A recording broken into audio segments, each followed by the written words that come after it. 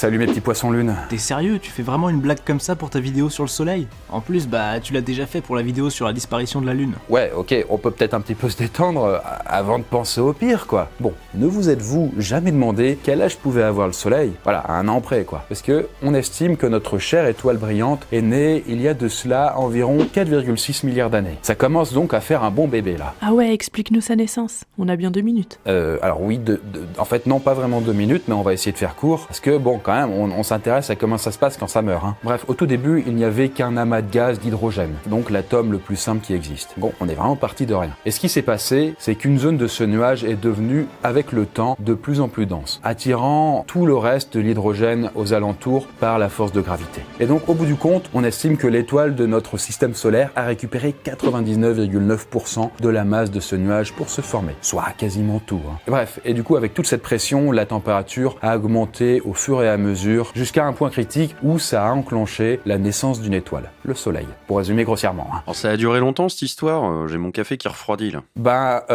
Un petit peu quand même, hein, environ 50 millions d'années. Bon, à l'échelle astronomique, c'est pas grand-chose comparé à d'autres événements, comme justement la mort d'une étoile. Tu veux dire qu'il y a des choses qui durent plus longtemps que des millions d'années dans l'espace? Eh bien ouais, figurez-vous que 1 million d'années, c'est rien du tout. Vous voyez ce que ça fait déjà 1 million, Larmina?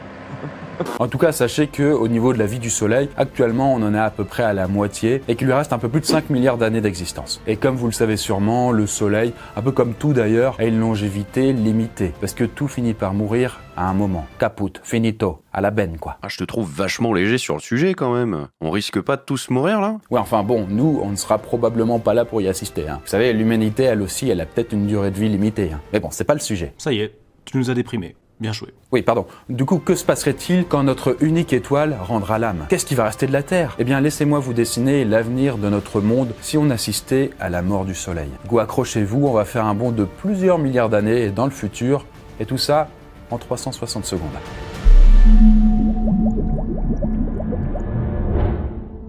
Alors déjà, on a un peu plus de 5 milliards d'années pour se préparer à la catastrophe. Ouais, ça va, ça peut attendre, hein, 5 milliards d'années. Ouais, je vais me recoucher du coup. Ah ouais, bon, ça peut paraître loin, mais les scientifiques étudient dès maintenant les scénarios possibles pour la fin du Soleil. Déjà, est-ce que vous savez à combien de degrés en moyenne s'élève la température de la Terre? Bon, je vais vous apprendre un truc aujourd'hui, on se situe aux alentours de 15 degrés. Enfin bref, ça c'est grâce au Soleil suffisamment près pour nous chauffer, mais aussi assez loin pour ne pas nous transformer en merguez brûlée. Parce qu'il faut se le dire, de son côté, ça brûle sévère. La température du noyau du Soleil s'élève à environ 15 millions de degrés. Et à sa surface, ça va à peu près, la température est de seulement 6000 degrés. Revenons maintenant à la Terre en 2020, date à laquelle notre Soleil a déjà vécu la moitié de sa vie de naine jaune. Les étoiles sont classées en fonction de leur espérance de vie, de leur luminosité, mais aussi en fonction de leur température. Ainsi, les naines jaunes représentent environ 10% des étoiles de la Voie lactée. Elles vivent environ 10 milliards d'années, ont une température comprise entre 5000 et 6000 degrés Kelvin, et elles sont également gorgées d'hydrogène, qui se transformera en hélium par la suite, grâce à des réactions nucléaires de fusion. Plus le Soleil vieillit, plus il utilise son hydrogène. Et ainsi, plus il monte en température lentement mais sûrement. Et dans 1 milliard d'années, la luminosité du Soleil va augmenter de 10%. Donc vous l'aurez compris, ça va entraîner une hausse de la température moyenne sur Terre. Et là vous vous dites, ah 10% c'est pas grand chose, on s'en fout. Mais ceux qui étaient au premier rang de la classe de maths de Madame Seguin en 5e B ont déjà fait le calcul, parce que la Terre va voir sa température moyenne grimper à 47 degrés Celsius. Du coup, si vous vivez à cette époque-là, vous serez forcé à rejoindre les endroits les plus froids du globe, c'est-à-dire les pôles. Bon du coup, on est sauvés, non? Non, attendez, c'est pas fini. Parce que si vous attendez encore et que vous passez le cap des 3 milliards d'années, eh bien la Terre atteint maintenant une température moyenne de 70 degrés. Et vous allez alors probablement assister à ce moment-là à la disparition de la vapeur d'eau terrestre. Et ça rappelle d'ailleurs un peu le sort de Mars quand elle présentait encore une surface pleine d'eau. En effet, dans le cas de la planète rouge, le rayonnement UV du Soleil a dissocié en atomes les molécules d'eau, laissant ainsi s'échapper les atomes d'hydrogène et d'oxygène dans l'espace. Allez donc, je te trouve bien pessimiste pour le coup. Eh bien, c'est pas du pessimisme, ça non, c'est la science qui le dit. Et si on attend encore, après 4 milliards d'années, vous allez vivre sur une Terre cuisant à 1000 degrés. Au bout de 10 milliards d'années, une naine jaune évolue en géante rouge. Sa température de surface va considérablement baisser, tandis que son rayon va s'agrandir. Le Soleil va alors progressivement gonfler, jusqu'à engloutir les planètes les plus proches. Mercure et Vénus seront avalées. Et concernant la Terre, il est possible qu'elle soit épargnée de peu, si la taille du Soleil ne dépasse pas 200 fois sa taille actuelle.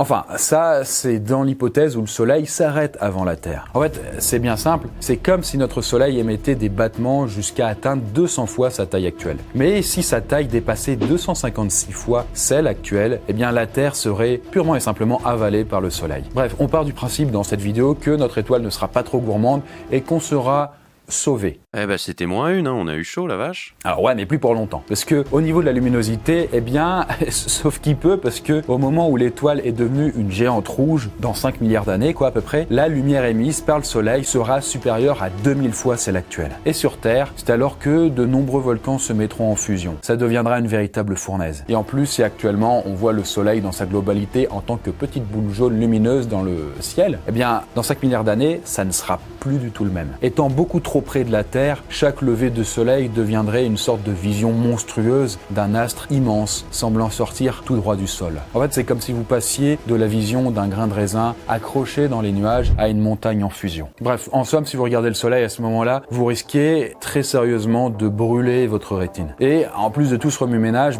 l'étoile va se mettre à éjecter ses couches externes à une vitesse phénoménale. Et ainsi, il se transforme, ni vu ni connu, en nébuleuse. Là, c'est le moment où le soleil n'a plus beaucoup d'hydrogène à brûler. Et du coup, il va utiliser sa réserve d'hélium pour survivre encore un petit peu, comme une dernière réanimation cardiaque. Mais plus l'hélium s'épuise, moins les rayonnements du soleil sont forts. Notre soleil n'étant pas assez massif, il ne pourra pas finir en supernova, en une sorte d'explosion stellaire. Non, au contraire, dans les derniers instants de notre étoile, celle-ci va se contracter et elle va alors devenir ce qu'on appelle une naine blanche. Géante rouge, naine blanche... T'as fini de nous prendre pour des peintres à aquarelle? Quand je crée, ce n'est pas moi qui vais vers la toile, c'est la toile qui vient vers moi.